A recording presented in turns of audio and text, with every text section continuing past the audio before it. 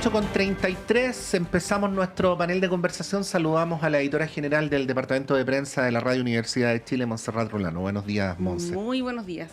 Y saludamos a nuestros panelistas, al abogado y investigador de Nodo 21, Raúl Méndez. Raúl, muy bienvenido, gracias por estar acá. Hola, muchas gracias por la invitación. Sí, en poquitos segundos le damos a la bienvenida a Pablo Rodríguez del Instituto Libertad. Así es. Bueno, Raúl, bienvenido. Hoy es un día bien importante, por lo menos en términos simbólicos, ¿no? Lo que pueda pasar en Naciones Unidas, no porque vaya a ser la intervención del presidente, sino que va a haber una serie de alocuciones, por lo pronto la del propio Donald Trump. Y bueno, quería partir con eso, ¿no? Primero, para tratar de desglosar el tema, porque tiene como varias aristas, partiendo por lo que va a ocurrir con el discurso del presidente. Ha trascendido que va a invitar a la expresidenta Michelle Bachelet también, en un contexto donde se está impulsando fuertemente su postulación, una postulación que tiene que ver con una campaña larga. Estamos hablando de aquí al 2027, donde tendría que asumir el próximo o próxima nuevo integrante, ¿no? El mandamás de la ONU. Y bueno, Raúl, ahí te quería preguntar, antes de ir a lo del propiamente tal, de las expectativas que hay sobre el discurso del presidente, ¿qué te parece este ruido que ha habido a nivel interno con el nombre de Michelle Bachelet? Se ha dicho por parte de algunos integrantes de la oposición, por ejemplo, el diputado Sauerbaum criticaba a la exmandataria en tanto no solo expresidenta, sino que también alta comisionada para los derechos humanos de Naciones Unidas. Y había otras voces, ¿no? La de Johannes Kaiser, que hizo ahí una acusación involucrando a la migración haitiana sin ninguna evidencia. No la consideraría como algo muy serio, pero por eso menciono la del diputado Sauerbaum y otros integrantes también del sector. Evidentemente en el oficialismo hay entusiasmo con esta postulación y algo que llamó mucho la atención, las declaraciones de José Antonio Kast, que se comentaba más temprano, ¿no? Esto de que sería un orgullo, no criticó a Michelle Bachelet, parece un poco de estrategia más que de honestidad pura, ¿no? Eso, disculpando la suspicacia, pero pareciera ahí haber algo más que una buena intención de que nuestro país lleve ahí un nombre como el de Michelle Bachelet. Bueno, Raúl, yendo a lo de Bachelet primero para luego ir al tema de la ONU más general, ¿qué te parece? Mira, me parece que la posibilidad de que una chilena que ha ocupado el cargo de la presidenta de la República durante 2 periodos, que ha tenido el respaldo de la ciudadanía en esas 2 ocasiones y que sigue siendo tan querida por todos los ciudadanos, es una posibilidad muy importante para nuestro país, no solo para ella, como no es solo para ella como parte de su currículum, no es solo para ella como la cumbre de una carrera de una persona que ha sido muy exitosa en diferentes ámbitos, sino que la posibilidad de que nuestro país ponga en el primer cargo de este organismo, que tiene una cuestión que es muy relevante, que tú mencionabas ahora, no es sobre el discurso del presidente, pero es sobre que han pasado 80 años desde la creación de este organismo y que, así como está configurado el escenario mundial hoy en día, tiene desafíos por delante muy importantes que dicen relación con la mantención de una cohesión de Occidente en un momento en donde las guerras que pensábamos que ya no iban a volver a surgir en Europa, en Medio Oriente, un genocidio ocurriendo en vivo por televisión, por streaming, digamos, por a través de los celulares, le pone desafíos muy importantes a este organismo. Entonces, en este contexto, que esté siendo seriamente considerada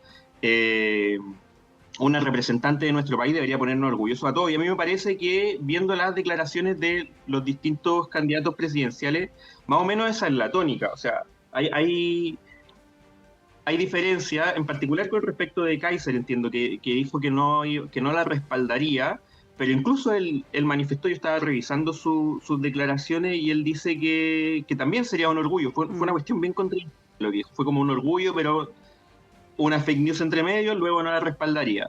Y es hay una un contradicción porque además Kaiser, el Partido Libertario, no cree en la ONU, de hecho es anti-ONU. Bueno, también pasa con Parisi. Parisi ha arremetido en contra de la ONU reiteradamente, pero también él mencionó, creo explícitamente que la respaldaría. Creo que lo dijo explícitamente, pero también mencionó que sería como un orgullo que una chilena esté representándonos en ese lugar. Entonces, no, y me parece que algo que debiera unirnos como chilenos, que debiera generar un consenso suficiente para respaldar una candidatura que de hecho no comienza, más allá de lo que haga o no el presidente ahora, no comienza ahora. Esto se viene comentando hace bastante tiempo. Paula Narváez lo había comentado como representante ante Naciones Unidas hace, creo, un año y medio. Entonces, algo que se viene madurando hace tiempo, que se viene trabajando desde esa época, y me parece que el respaldo debe estar, y debe estar por todos los sectores políticos, y esto se construye de gesto. Estamos en medio de una campaña electoral, así que no debiera generar contradicciones. Sí, Pablo Rodríguez, muy bienvenido. Gracias por estar acá.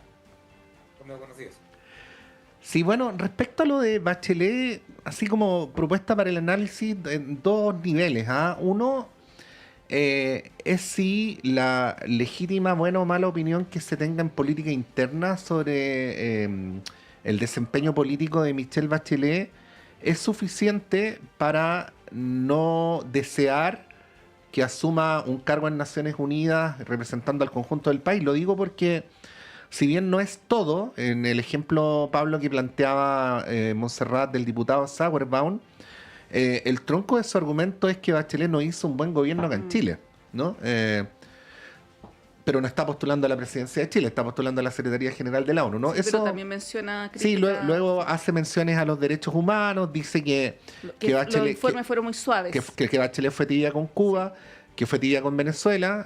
Cosa que no es cierta. Ahí yo en lo personal tengo una discrepancia. Creo que el primer informe internacional duro y categórico sobre la situación de Venezuela lo hizo precisamente Naciones Unidas, mientras Michelle Bachelet fue su alta comisionada. Pero luego, yendo al análisis político, esta diferenciación entre Kast y Kaiser. Kast parece asumir una posición así como más de estadista, y esto le puede beneficiar o lo puede perjudicar, porque ayer no es tan representativo, lo menciono solo como un antecedente. En redes sociales los partidarios de Kaiser eran muy rudos con Kast, porque decían que se estaba transformando en alguien de Chile Vamos, ¿no? Por supuesto, como una descalificación. Bueno, Pablo, ahí he dejado todos estos elementos encima de la mesa para que tú los tomes. Lo primero que yo creo que no tiene que ver con que si la presidenta Bachelet hizo un buen o mal gobierno. Yo creo que esa no es la dimensión más importante, sino que justamente creo que lo relevante es de alguna forma quién decide esto. Eh, Uno entiende que primero la presidenta tiene que señalar con claridad que quiere ser candidata, que eso es muy importante. Esa cierta ambigüedad que ella ha tenido en otras ocasiones electorales, al menos internamente, yo creo que no son del todo propicias para un cargo de este tipo. Y por tanto, en la medida que ella despeje con claridad su postura, eso es muy bueno justamente también para todos. Pero junto con eso, creo que también es relevante reconocer de que si bien estas decisiones son políticas de Estado, al final las termina tomando el gobierno de turno. Y creo que eso, en la forma en que se manejan este tipo de temas, siempre podría ser mejor desde el punto de vista de buscar un acuerdo, o más que un acuerdo, un diálogo con los diferentes actores políticos.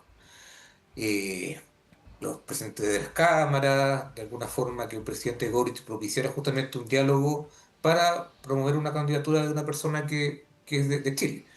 Yo creo que ese elemento a veces se pasa un poco por alto, eh, en el sentido de que efectivamente quien lidera las relaciones exteriores es el presidente Boric, y de alguna forma es quien toma las decisiones respecto a la política exterior y los nombramientos de diversas partes del mundo respecto a la representación de Chile. Creo que en este caso en particular, por ser un cargo tan complejo, uno esperaría justamente más una política de Estado más que el nombramiento de un gobierno. Creo que eso le quita un poco de respaldo a su candidatura, más pensando que justamente la campaña va a ser el próximo año. Que quien tenga que ir a buscar los votos para un eventual cargo de este tipo va a ser los representantes del gobierno que vienen. Y por lo tanto esa transición es compleja. Y creo Mm. que si bien es muy entendible que quien toma decisiones hoy día es quien está en el gobierno, ojalá si hubiera un diálogo mucho más fluido con los dirigentes de la oposición, los principales, no los diputados más vociferantes, senadores más polémicos, sino que ojalá hubiera una postura común del Estado de Chile. Creo que ese elemento habría que tratar de resaltarlo más, y creo que hasta el momento ha pasado muy poco tiempo y todavía faltan muchas definiciones, pero yo no lo he visto. Mm. Lo que estoy viendo más bien es que un gobierno de turno hoy día, muy, muy cercano al expresidente Bachelet, está tratando de poner un nombre, que me parece legítimo, pero ese diálogo con la oposición, esa oposición más responsable, más democrática, por llamarlo de alguna forma, creo que hasta el momento no se ha dado y creo que sería un buen momento. Hay obviamente elecciones presidenciales muy complejos, ustedes ya comentaban lo que dijo Kaiser especialmente respecto al tema, pero al menos el gobierno debería intentarlo, debería justamente intentar buscar esta postura más común del Estado de Chile y no del gobierno en particular. Sí, ahí, Pablo, dos menciones breves. ¿Ah? Una es que es probable, lo planteo solo de modo hipotético, que el gobierno hasta el principio no haya podido hacer formalmente nada porque es la propia supuesta candidata la que no ha asumido Por su supuesto, condición claro. de candidata. Por lo tanto, si alguien no dice que es candidato, difícil que otro, incluso el presidente de la República, pueda hacer gestiones en su favor. Lo menciono como una cosa de los tiempos. A lo mejor esta invocación que haces, Pablo, se le puede hacer exigible al gobierno a partir de hoy, por ejemplo, ¿no? Que inicie una ronda de conversaciones, en fin. Y simplemente mencionar que la expresidenta Bachelet ya ocupó otro alto cargo internacional, que era el que mencionábamos recién, cuando fue nominada alta comisionada de Naciones Unidas para los Derechos Humanos, y ello ocurrió al comienzo del segundo gobierno del presidente Mm. Piñera. Y cuando ello ocurrió, voy a leer textual las declaraciones del extinto exmandatario. ¿Ah? Dice, su nominación es un reconocimiento al compromiso de la expresidenta con la promoción y protección de los derechos humanos, lo que refleja a su vez el activo rol que cumple Chile en la defensa y el respeto a los derechos humanos en el ámbito multilateral. Le deseo éxito y sabiduría en este importante desafío. Esto fue hace apenas 7 años atrás, pero parece como otra época, ¿no? Sí, pues no, y además la campaña en el entonces candidato Piñera, cuando Bachelet estaba en su segundo mandato, fue bien dura, pues hay que recordar lo de Chilezuela y todas las críticas que se hacían a su gobierno y a la misma expresidenta. Solamente mencionar, Raúl, y ahí te doy la palabra, que claro, Bachelet además estuvo dirigiendo ONU Mujeres, que fue el primer cargo que tuvo internacional relevante. Y además del informe respecto de Venezuela, de Cuba, hubo uno de China que fue durísimo y fue bien criticado obviamente desde ese lado del mundo, lo que marcó también un punto de inflexión ahí relevante respecto de la información que se dio a conocer sobre la situación de derechos humanos de ese país. Raúl, no sé si tienes algo más que agregar sobre este tema. Me parece relevante lo que dices sobre el caso de China, sobre el caso de Cuba y Venezuela también, porque me parece que se va instalando una narrativa que derechamente no es cierta y solo mencionar como algunas cuestiones que son relevantes tenerla en la conversación. O sea, como alta comisionada de derechos humanos, nadie podría decir que no se pronunció, que no hizo algo por los casos de Cuba y Venezuela. O sea, en Venezuela fue la primera visita que tuvo un comisionado de una alta comisión, un alto comisionado por los derechos humanos de la ONU, y a partir de esa visita, de hecho, hubo reportes de la misma expresidenta en el cargo ante el Consejo de Derechos Humanos de la ONU, donde se documentan las graves violaciones a los derechos humanos que se producen en Venezuela, acusando persecución política, incluso acusando persecución de las personas que formaban parte de la oficina de derechos humanos de la ONU que se instaló en Caracas. Entonces fue muy dura con respecto de Venezuela.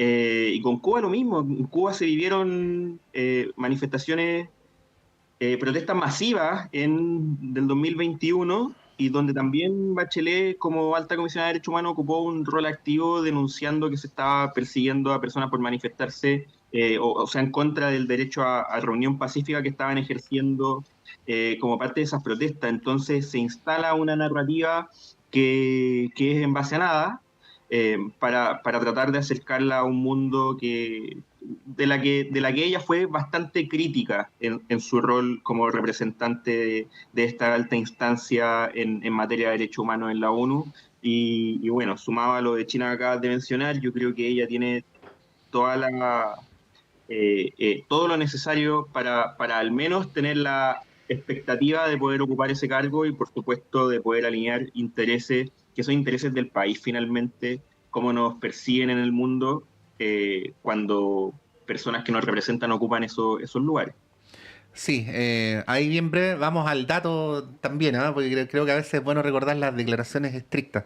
Este informe fue presentado en julio del año 2019, cuando la alta comisionada concurrió a Caracas presencialmente. Fue muy bien recibida por las autoridades del país, por el presidente Maduro en ese momento, pero luego el gobierno de Maduro reaccionó muy indignado frente al informe. Dijo que presenta una visión selectiva y abiertamente parcializada, que tiene errores en la metodología. Señaló 70 supuestos errores que tenía el informe de la alta comisionada, pero lo que en rigor dice el informe es que desde el año 2016 el gobierno de Maduro puso en marcha una estrategia orientada a neutralizar, reprimir y criminalizar la oposición política y a quienes critican al gobierno. Habla de miles de personas muertas en supuestos enfrentamientos, que existen motivos razonables para creer que muchas de estas muertes constituyen ejecuciones extrajudiciales, además que denuncias por tortura de los cuales responsabilizó a algunos de los organismos del Estado venezolano. O sea, ese es el informe por el cual el diputado Sauerbaum dice que Bachelet habría sido muy débil, ¿no? Sí, pero después fue expulsada la ONU de Venezuela también.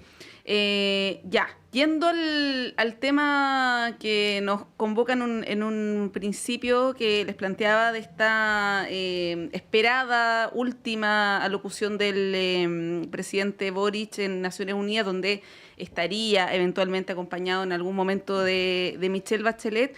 ¿Qué, Pablo, crees que por dónde debiera el presidente plantear su discurso? Hay expectativas respecto a un pronunciamiento sobre Palestina, que seguramente lo va a hacer, como lo ha hecho otras veces. Probablemente haga alguna mención también a Venezuela, que lo ha hecho. Hay omisiones que ha tenido el presidente, por ejemplo, de Cuba. Esto, en sus 3 años y tanto de gobierno, nunca ha hecho mención a Cuba a propósito de los informes que estamos señalando. Bueno, ¿cuál es la expectativa? ¿Qué crees tú que va a pasar en poquito rato más, cuando el presidente ahí tome el podio en Naciones Unidas? Yo creo que la postura, y la ha manifestado el presidente otras veces, y también el expresidente Piñera, tiene mucho que ver justamente con defender el rol de Chile y promover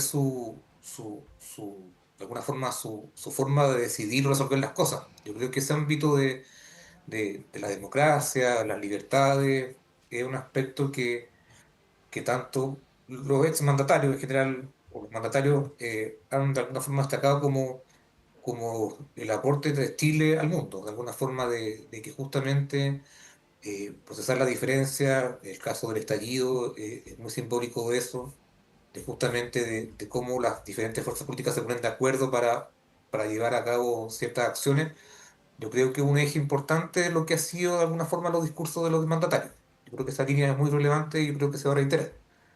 Hay una continuidad respecto justamente a esta política de Estado que claro, hoy día la lidera el presidente, pero de alguna forma hay justamente una creencia en el multilateralismo, en la importancia de las relaciones con otros países, justamente la coordinación regional, y eso creo que son aspectos relevantes que el presidente va a mencionar como parte de base de su discurso.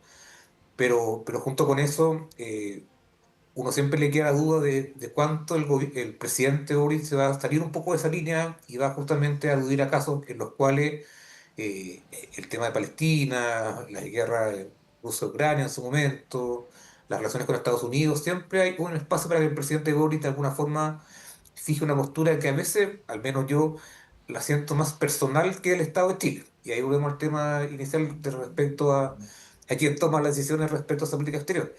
Eh, yo no tengo ninguna duda en que, claro, que va a haber unas líneas respecto a lo que significa el conflicto Israel-Palestina, en Gaza, y yo creo que ahí, lamentablemente, yo creo que el presidente a veces confunde justamente lo que es su postura personal y política de lo que ha tenido en los últimos años respecto justamente a la posición de Chile. Y eso creo que es complejo, y en esos dos elementos uno va a ver el discurso, el elemento de resaltar a Chile como un papel, como un actor importante justamente en esta valoración de la democracia, pero al mismo tiempo con estas líneas que muchas veces yo creo que sus palabras no siempre representan al Estado, sino que muchas veces lo que él personalmente piensa. Sí, muy cortito, ¿ah? El año pasado yo me acordaba más temprano que el presidente hizo alusión al tema migratorio. ¿Ustedes se acuerdan que dijo esta frase de no podemos recibir más migrantes, por favor no vayan más a Chile? Fue uno de los de las frases que marcó por lo menos su discurso el año pasado. Raúl. Bueno, a mí me parece que el discurso del presidente en Naciones Unidas hoy día debería estar cruzado por la idea de la defensa de la democracia. O sea, en los últimos años hemos pasado de un mundo donde las democracias eran mayoría a que simplemente ahora son los gobiernos autocráticos los que son mayoría, y no es solo una cuestión de hechos, sino que es también una cuestión de percepción y de opinión de la ciudadanía, que deja de tener, y esto pasa en Chile, que deja de tener aprecio por la democracia como forma de gobierno o como forma de organizarnos en la sociedad, y empiezan a mirar otras formas con pérdida de libertades que parecen ser más eficaces. Y eso es un riesgo tremendo, y entonces ahí me parece que la defensa de la democracia es un eje fundamental, y también algo que en lo que ha sido reiterativo, el presidente ha sido reiterativo también Lula en Brasil sobre esta nueva forma de configuración mundial que no está representada en la ONU. La ONU tiene que también abrirse luego de 80 años de existencia a que el mundo cambió. El mundo ya no es el mismo que el mundo posguerra repartido entre dos bloques gigantescos, sino que ahora hay una realidad multipolar que se está armando y que congrega a distintas fuerzas muy potentes a nivel geopolítico, y que eso tiene que estar representado. O sea, es bastante difícil de pensar en cómo la oposición, por ejemplo, de Estados Unidos ha bloqueado la posibilidad de terminar con el genocidio en Gaza por parte de Israel, y que ha vetado una y otra vez cada una de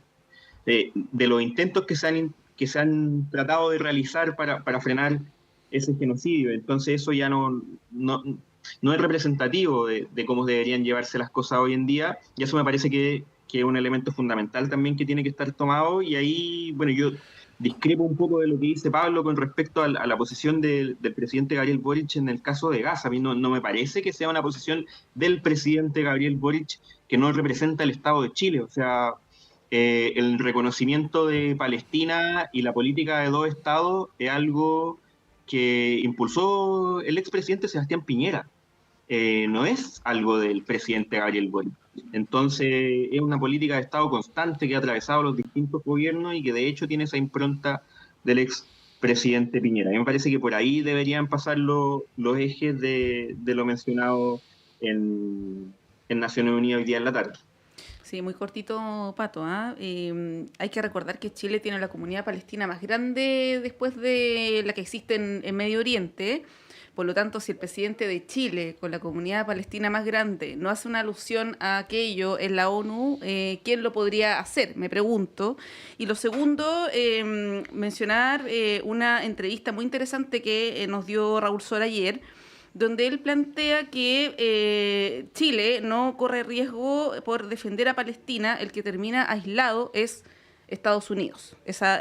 son posiciones que obviamente ustedes pueden estar de acuerdo, en contra, pero las pongo ahí sobre la mesa. Sí, lo que plantea Sora adicionalmente, Monse, es que Estados Unidos hoy día no está en condiciones de aplicar sanciones ni coerción a los países que están reconociendo el Estado de Palestina porque las condiciones políticas no lo permiten. Menciono solamente como cierre, Pablo, más allá de los legítimos matices que hay en este panel, que para eso estamos, ¿no? Para tener matices y diferencias también. Es que uno extraña que podamos volver a aglutinar nuestro sistema político en torno a consensos básicos, ¿no? En general, casi todo el sistema político chileno dice que defiende la democracia y los derechos humanos, pero nos aplica la misma vara dependiendo de cuál es la circunstancia y cuál es el país del que estamos hablando, ¿no? Y bueno, lo que se ha señalado por ahí por parte de los especialistas es que los consensos de política internacional no deberían ser materia de refriega política interna, ¿no? Eso, de alguna manera, lo hemos ido perdiendo en los últimos años, más allá de las razones por las cuales ocurre. No sé si a este respecto, o para cerrar el tema que estamos conversando, Pablo, ¿quieres hacer alguna mención? Sí, no, complementar que efectivamente yo creo que hay un problema respecto a, y creo que alguna vez lo conversamos, ¿cuál es la política de Estado de Chile? La política de Estado de nuestro país en el concepto internacional se mantiene por una cierta continuidad de cosas, principios que se fijaron en los 90-2000. Multilateralismo, hablar justamente de la democracia como un método para resolver las diferencias, no promover la violencia ni los conflictos armados. Y esa posición creo que ha sido una cosa que se ha mantenido gobierno tras gobierno. Pero junto con ello, a mí lo menos lo que yo percibo es que falta una actualización respecto justamente a cómo enfrentar el mundo que plantea un escenario distinto. Donde Estados Unidos ya no es el actor principal, donde hay otras potencias que están surgiendo, donde, como decía Raúl, probablemente las instancias de la ONU hoy día no son representativas justamente de esos nuevos países y esas fuerzas que ellos tienen hoy día. Entonces creo que ahí falta mucho más debate respecto a lo que es la política exterior de Chile en ese contexto nuevo. Y que lo que hoy día pesa, y en este gobierno y en los anteriores, es más continuidad de los principios que se fijaron hace 10 o 15 años. Y yo creo que en esa falta de actualización, obviamente tiene que ser un acuerdo y un diálogo entre gobierno y oposición justamente para pensar una política exterior mucho más moderna y que se adapte justamente a estos nuevos condiciones del mundo. Y yo creo que ahí sí se ha fallado un poco y la política exterior, en resumen, descansa mucho en esta continuidad de lo que se ha hecho antes y poco de enfrentar los temas nuevos que están viviendo Chile y el resto de los países. Bien, son las 9:01, tenemos que hacer una pausa y a la vuelta podemos volver a nuestro país para comentar la política electoral interna, que también está bien interesante. Vamos a un breve corte y volvemos en unos minutos.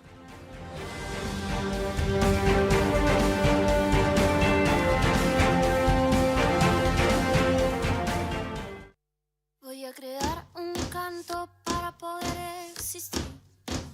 Si los humanos valoramos nuestra libertad y vida, ¿por qué sometemos a los demás animales a diferentes formas de violencia? ¿Es realmente necesario y normal lo que les hacemos? Te invitamos a escuchar el microprograma Por los Animales de Fundación Justicia Interespecie los días sábados y domingos a las 15 horas, donde vamos a desafiar estas nociones y contarte cómo podemos cambiar la realidad que les hemos impuesto. Por los Animales en el 102.5 FM y radio.uchile.cl.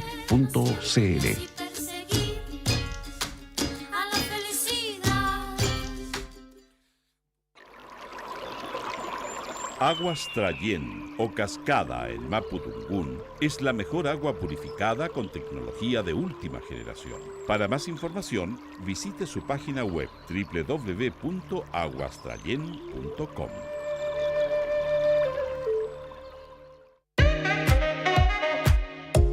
Durante 14 años, el tradicional espacio ciudadano saludable de la Facultad de Odontología de la Universidad de Chile ha acompañado un proceso de sensibilización y comunicación sobre las complejidades del fenómeno de la salud, formando una amplia y diversa red desde la academia, las y los tomadores de decisión y las organizaciones de la sociedad civil.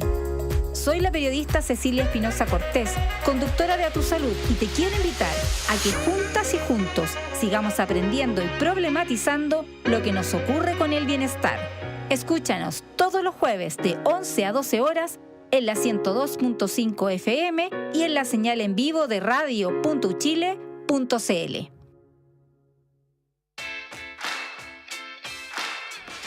Radio Universidad de Chile les invita al Seminario Internacional Libertad, Ética e Integridad en la Academia y la Investigación. Reflexiones en un contexto global de cambios e incertidumbre. Inscríbete y participa en conferencias, paneles temáticos y diálogos sobre libertad académica e investigación y su relación con la ética y la integridad en el marco de un escenario regional y global marcado por crecientes restricciones al desarrollo científico y humanístico y la diseminación de discursos anticientíficos y de postverdad.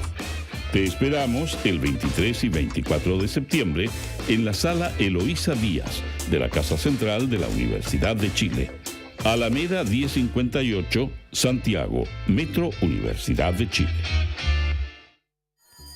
En la sala de clases, mis compañeros y yo descubrimos talentos, construimos nuestro proyecto de vida y empezamos a transformar nuestro futuro. Gracias a todos quienes nos entregaron educación de calidad. Hoy soy ingeniera en telecomunicaciones y especialista en inteligencia y ciberseguridad. Gracias a mi colegio cumplí mi sueño. 12 colegios, 14.500 estudiantes, 1.600 educadores. Fundación Belén Educa, 25 años cumpliendo sueños.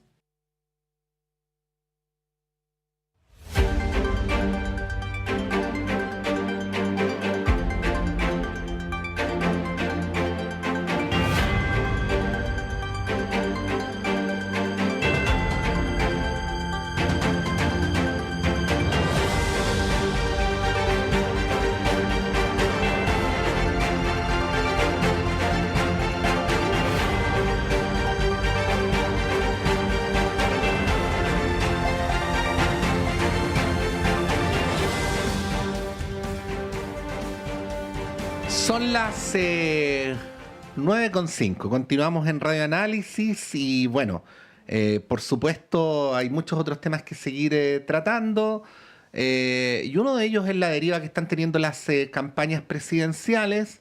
Hoy es un día comparativamente tranquilo, en relación a ayer, donde había una cierta ansiedad de todos los candidatos y candidatas por tener puntos de prensa. Hoy día solo hay uno de la candidata Matei.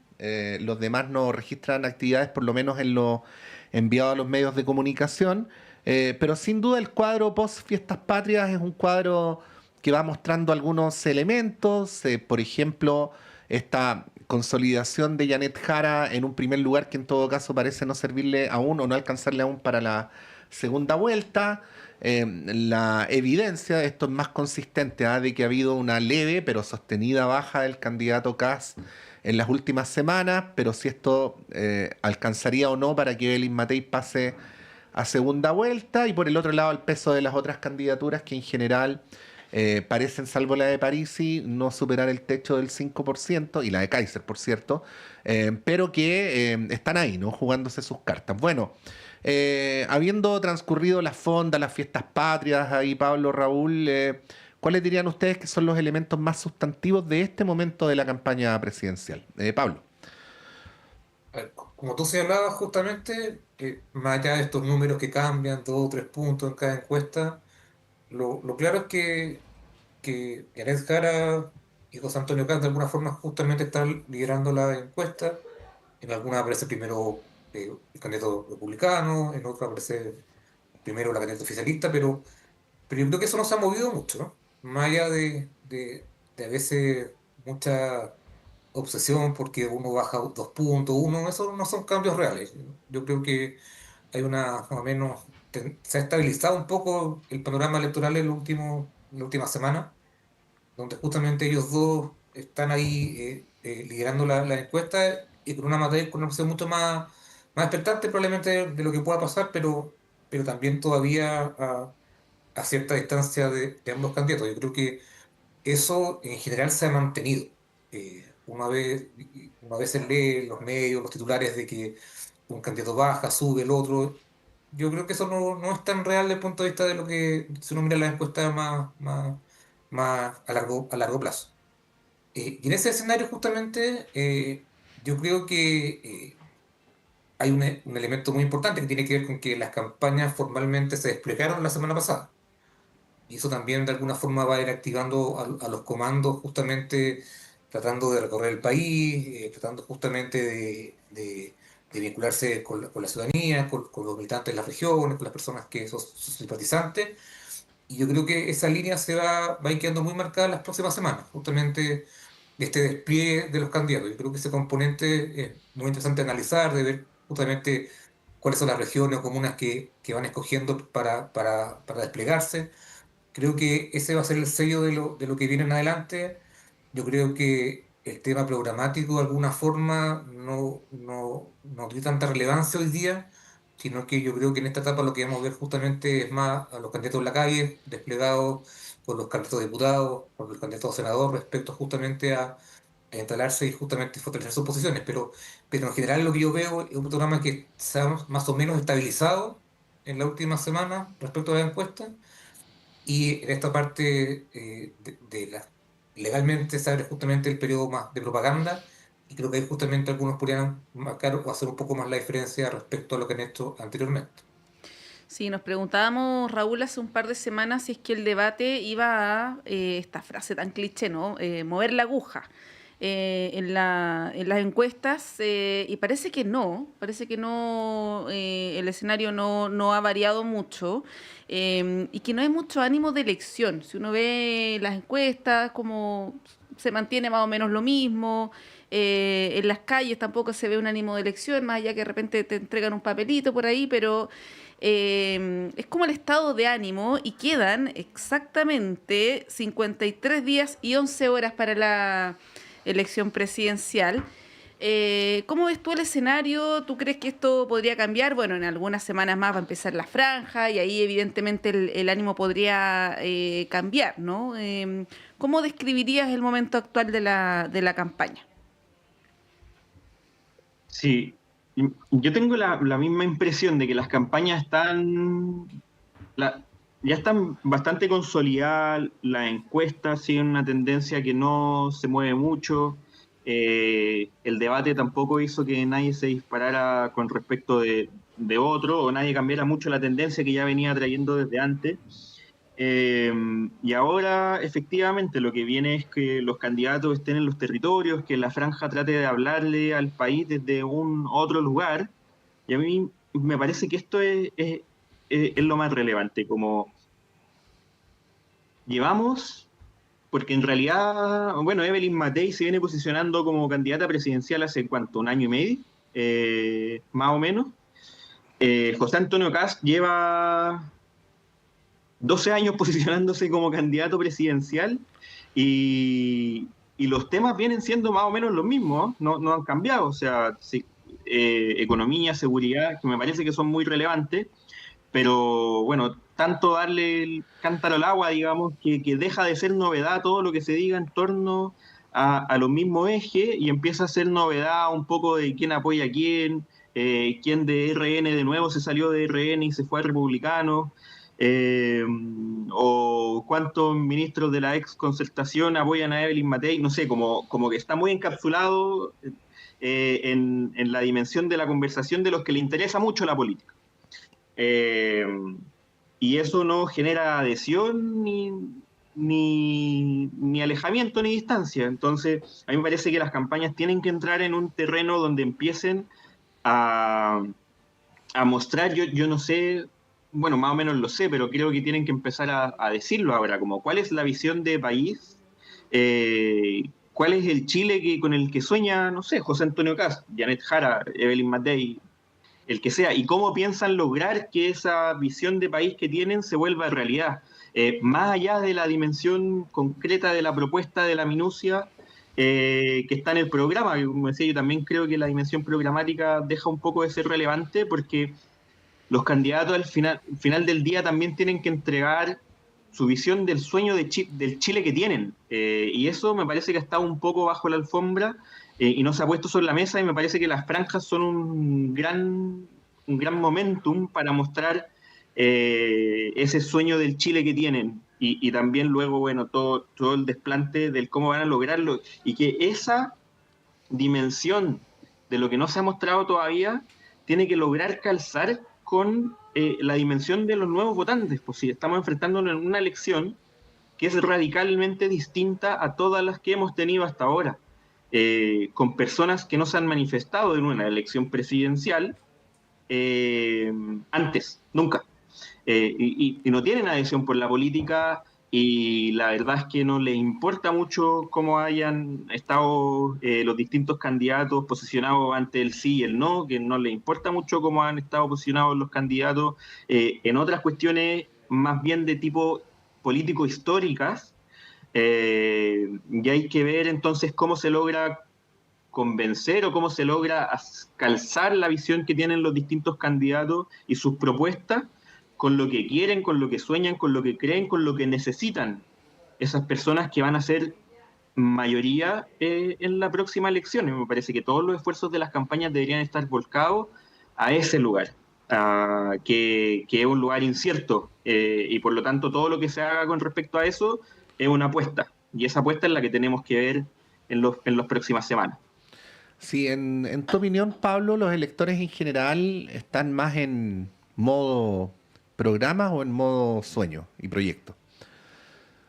Pucha, siempre de todo, No, claro. pero creo que los programas son importantes, son muy importantes. De hecho, hay una candidata que todavía no presenta su programa. O sea, su programa final para esta primera vuelta todavía está en construcción. Y eso creo que es una deuda importante de la candidatura de Jara respecto a los otros candidatos que ya lo tienen listo. Creo que ese punto es relevante.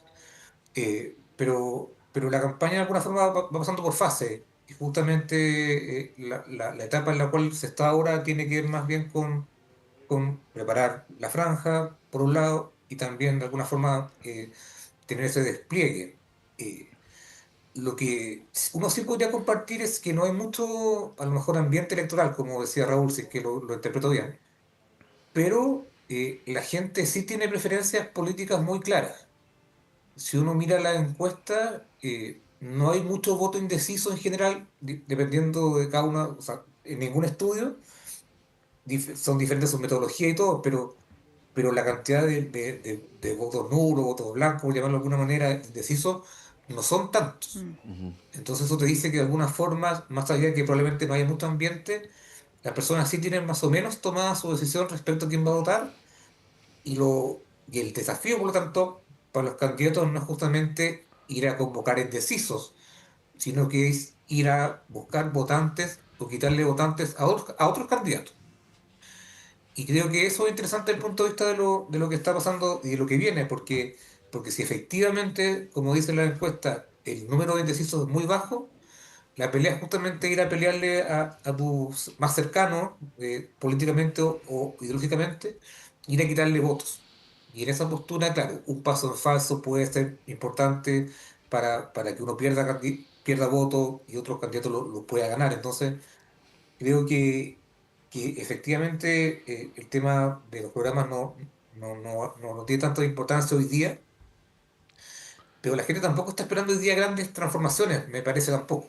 O sea, esta forma, de alguna manera, de los candidatos de representar el país que ellos ya ven y lo que quieren hacer, de alguna forma ya fue dibujada o ya fue plasmada desde ahora, pero también porque muchos ya llevan bastante años en competencia. Entonces yo no creo que haya ahí un aspecto como novedoso que la gente pueda esperar. Yo creo que de alguna forma el candidato que va a ganar es el que menos errores cometa. Y en ese ámbito, probablemente el que no arriesgue tanto, el que de alguna forma consolide sus posturas que ya lleva por años manteniéndola, o como coalición la ha defendido por años. Yo creo que eso va a ser lo más interesante de lo que ocurra para adelante, ¿no? Uno no ve como grandes pasos para movimientos tan bruscos de la opinión pública respecto a los candidatos, más allá, insisto, de esta búsqueda de algunos candidatos de tratar de de que otro pierda votos y que él los pueda sumar. No veo mucho escenario para que, por ejemplo, el voto indeciso sea tan relevante en la campaña, sino que más bien son posiciones de gente que cuidado es voto blando de un candidato, que ese sí podría transitar a otro candidato, pero no mucho más que eso. Sí, si uno ve el promedio de las encuestas ante la pregunta sobre la elección, digamos, con la papeleta, que no es la misma que la pregunta espontánea, digamos, Evelyn Matei y José Antonio Kast están a 7 puntos de diferencia. No es tanto, considerando, bueno, que a menos de 2 meses, pero lo que dice Pablo ahí toma harta relevancia, ¿no? Cuál es el que va a arriesgar más, el que va a cometer más errores. Es algo que podría eventualmente revertirse, como también lo planteó Alberto Mayol hace unos días acá en la radio. Raúl, bueno, el tema presidencial en general te puedes referir a la arista que tú quieras, pero generó ruido o generó tema ayer, no sé qué tan tema es, ustedes podrán decidirlo, unas declaraciones de Eduardo Artés, donde advertía que un eventual gobierno de José Antonio Kast o de Johannes Kaiser podría generar una suerte de caos, de ingobernabilidad social. Ayer, bueno, Kast salió a pedirle a Artés que se retractara o que explicara sus dichos. Hoy día en una entrevista radial los reafirmó, como era de suponer. Pero bueno, abre el debate sobre la gobernabilidad y también lo que podría ocurrir a partir del 11 de marzo de 2026 con dos figuras que son resistidas por, digámoslo así, los movimientos sociales en general para ponerle alguna palabra a la calle, ¿no? ¿Cómo ves ese escenario a partir de lo que dice Eduardo Artés? ¿O lo analizas o lo interpretas como una suerte de amenaza, ¿no? Que es algo que se ha hablado antes también, ¿no? ¿Cómo lo ves? Bueno, me parece que es la tónica normal de Eduardo Artés. No veo que haya muchas sorpresas en lo que él menciona. O sea, él tiene una dimensión de lo que espera de la ciudadanía, el pueblo, como uno quiera referirse, bastante maximalista. Por lo tanto, lo tomaría como lo que es, digamos, una declaración de Eduardo Artés, que vemos la adhesión que tiene. Entonces, no sé, me parece que es como cuando se le achaca el estallido social como a una maquinación del Frente Amplio del Partido Comunista. Como yo siendo parte del Frente Amplio diría, ojalá el Frente Amplio alcanzara para cualquier cosa el nivel de masividad que tuvo el estallido social. Ojalá, no sé, ojalá Eduardo Artés pudiera ser representativo de lo que él dice que podría pasar, pero todos sabemos que la realidad es un poco distinta, entonces lo tomaría simplemente como eso. Sin embargo, creo que sí es relevante la dimensión de la gobernabilidad, que no es una maquinación ni una amenaza de algún sector político con respecto a otro, sino que es un atributo de los gobernantes para poder mantener la cohesión social cuando ellos están dirigiendo las riendas de un país. O sea, me parece que la derecha en la historia la historia reciente de nuestro país ha carecido de la dimensión, y eso no es de la dimensión de gobernabilidad, y eso no es no es la expresión de un deseo propio, digamos, sino que es simplemente ver lo que ha pasado durante los dos gobiernos del expresidente Sebastián Piñera, uno el último con el estallido social propiamente tal. Entonces, claro, yo creo que algo que más que sacar al pizarrón a Artés o a quienes sea, porque se ha mencionado aquí por otros dirigentes políticos como diciendo, bueno, si es que no gana Janet Jara, los demás tienen que dar garantías de que los van a dejar gobernar. Bueno, es que no son los dirigentes políticos los que, o sea, no tienen esa capacidad de adhesión. Lo que deberían ser capaces de quienes ganan las elecciones de manejar la dimensión de gobernabilidad del país, y ellos deberían dar la garantía suficiente de que van a poder hacerlo en un ambiente de paz y de lo que sea necesario para poder llevar adelante el programa de gobierno con el que ganan, digamos. Debería ser un poco al revés la ecuación, donde ellos deberían poder manifestar esa capacidad. Que, bueno, es relevante. Yo solo quería mencionar algo de lo que, porque tengo un leve desacuerdo con Pablo, y creo que es bueno como manifestarlo. Y creo que es diferente cuando la gente, o sea, decir que la gente tiene preferencias políticas muy claras cuando ve la encuesta, a que la gente se manifiesta políticamente cuando le preguntan por una posición con respecto a distintas opciones. Yo creo que la gente se manifiesta políticamente y siempre lo hace, y en Chile como que está esa tendencia, como la gente toma posición. Pero eso es distinto a decir que tiene posiciones marcadas, arrastradas, sobre todo en la dimensión de las personas que van a participar por primera vez en una elección presidencial. Y eso es un poco lo que se ha visto a propósito de las últimas elecciones con voto obligatorio. Que sean capaces de pasar de un lado a otro tan radicalmente opuesto en los dos plebiscitos constitucionales, pasando por la elección de los consejeros, de los convencionales, etcétera, lo que manifiesta es que, claro, la gente toma posición, como vista ante la papeleta, marca una posición, pero que esa posición no es una preferencia política marcada que se mantenga en el tiempo, sino que va variando con respecto a lo que ellos consideran que es mejor o peor para ellos en ese momento específico. Entonces, la dimensión de lo que esas personas quieran se vuelve muy relevante, y ya quienes cometan menos errores quizás no es tan relevante como quien es capaz de llegar a esas personas de mejor manera. Y lo digo porque a mí me parece que José Antonio Kast es muy hábil para hacer campañas políticas, extremadamente hábil, como lo ha demostrado, no es algo que uno lo intuya. Y bueno, vayan a ver las declaraciones de José Antonio Kast, o sea, cómo él insiste con la transformación radical que él viene a proponer. Me parece que no es una cuestión solo de radicalidad del Partido Republicano, me parece que eso es algo que está medido y estudiado. Y por eso él insiste en esa dimensión. Y yo ahí tiendo a pensar que esa es la dimensión que tiende a ser mayoritaria en las preferencias de estas nuevas personas que van a participar, que son, o sea, son mayorías, son el 40% del padrón que está excluido que no participaba, más la otra cantidad que se está renovando como constantemente. Van a ejercer un peso relativamente importante en la última elección, y a mí me parece que lo que ellos están pensando es en transformaciones más o menos profundas, y hacia allá apuntan esas campañas. Entonces la dimensión de quien cometa menos errores, claro, es relevante siempre que cometa menos errores el que va primero en la campaña presidencial, pero ser capaz de llegar a esas personas va a ser fundamental en lo que viene en las campañas. Sí, ahí Pablo, dos cosas. Una, obviamente tu opinión sobre las declaraciones de Artés en su propio mérito, directo, ¿no? Pero lo otro, la deriva que plantea Raúl, que es una crítica que no necesariamente proviene solamente desde los progresismos, ¿no? Y que son las dificultades de gobernabilidad que tuvieron los dos gobiernos de Chile Vamos en los años previos de Sebastián Piñera. De hecho, ahí ha habido reflexiones muy críticas de Daniel Mansú y de Hugo Herrera, que hablan de una concepción economicista de la política, que faltó más política en ambos gobiernos, pero que también se le adjudica a José Antonio Kast a propósito de lo último que ha ocurrido en Argentina, donde incluso dirigentes de Chile Vamos, partidarios de Belín Matei, han señalado que por esa incapacidad de dar gobernabilidad, José Antonio Kast no sería la mejor alternativa. Bueno, ¿cómo lo ves?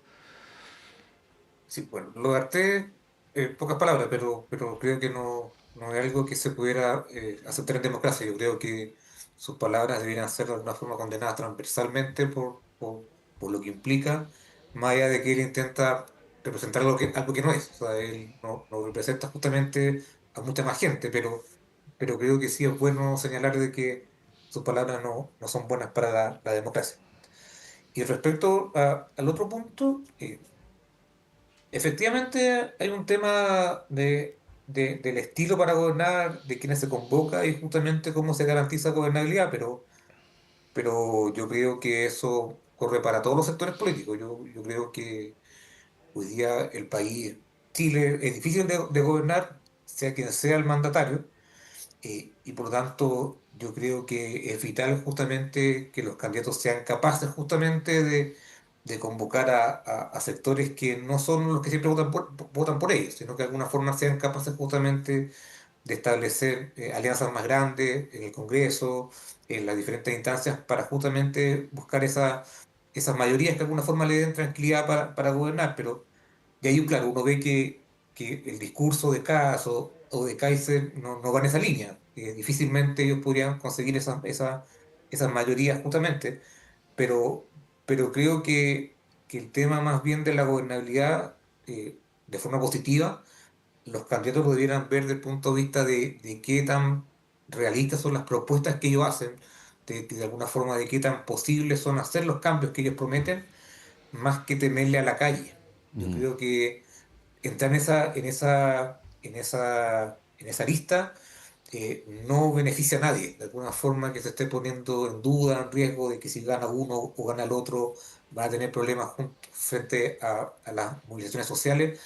Yo creo que no es un punto que uno debiera resaltar mucho. Yo creo que no va por ahí justamente el debate de lo que la gente espera, en la línea de que, por ejemplo, este votante nuevo que aludía Raúl, efectivamente a lo mejor no tiene una posición tan intensa respecto a un candidato, una posición tan definida, pero fue, por ejemplo, muy decisivo para el voto del rechazo en el proceso constituyente 1. Entonces, a lo mejor entender justamente quiénes son, qué es lo que quieren, de alguna forma te va a dar tranquilidad al gobernar, pero no que la preocupación sea justamente lo que la calle de alguna forma va a salir a manifestarse contra ti. Yo creo que ese punto no es bueno para el debate llevarlo a ese ámbito.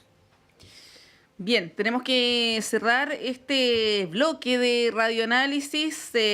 Pablo Rodríguez, como siempre, muchas gracias por acompañarnos esta mañana. Que tengas un estupendo día. Gracias a ustedes. Igualmente, Raúl Méndez, muchas gracias y nos vemos en la próxima. Agradecido a ustedes, pues, que tengan buen día. Igualmente, Raúl. Sí, vamos a un breve alto y continúa Claudio Medrano con ustedes.